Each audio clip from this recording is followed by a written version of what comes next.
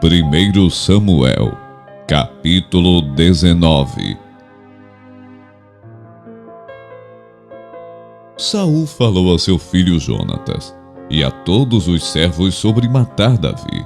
Mas Jonatas, filho de Saul, era muito afeiçoado a Davi. Por isso Jonatas revelou esse plano a Davi, dizendo: meu pai Saul quer matar você. Tenha cuidado amanhã cedo. Fique no lugar oculto e esconda-se. Eu sairei e estarei ao lado de meu pai, no campo de onde você estiver. Falarei com meu pai a respeito de você. Se eu descobrir alguma coisa, contarei a você. Então Jonatas falou bem de Davi a Saul seu pai, e lhe disse: que o rei não peque contra o seu servo Davi, porque ele não pecou contra você. Pelo contrário, o que ele tem feito é muito bom para você. Arriscando a sua vida, ele matou o filisteu, e o Senhor efetuou grande livramento a todo Israel. Você mesmo viu isso e ficou contente. Por que então você pecaria contra sangue inocente, matando Davi sem motivo? Saul atendeu a voz de Jonatas e jurou: tão certo como vive o Senhor, ele não morrerá. Jonatas chamou Davi, contou-lhe todas estas palavras e o levou a Saul. E Davi esteve diante de Saul como antes. E tornou a haver guerra. Davi lutou contra os filisteus e os feriu com grande derrota, e eles fugiram dele. E o espírito mau, enviado da parte do Senhor, veio sobre Saul. Ele estava sentado em sua casa, com a sua lança na mão, enquanto Davi dedilhava a harpa. Saul tentou encravar Davi na parede, porém ele se desviou, e a lança foi se encravar na parede.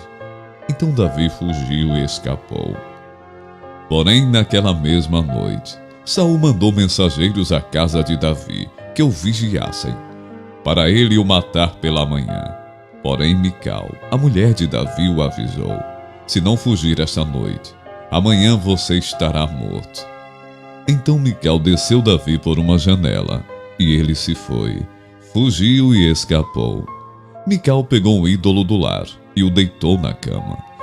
Pôs um tecido de pelos de cabra sobre a cabeça do ídolo e o cobriu com um manto.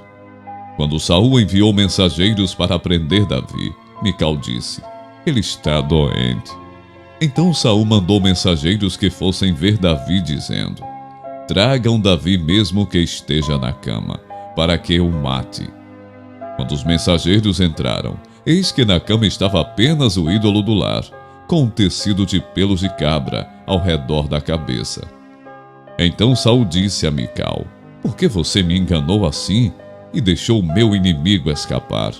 Mical respondeu: porque ele me disse: deixe-me ir, senão eu mato você. Assim Davi fugiu e escapou, e foi até onde Samuel estava, em Ramá. Ele contou tudo o que Saul lhe havia feito. Então se retiraram, ele e Samuel, e ficaram na casa dos profetas.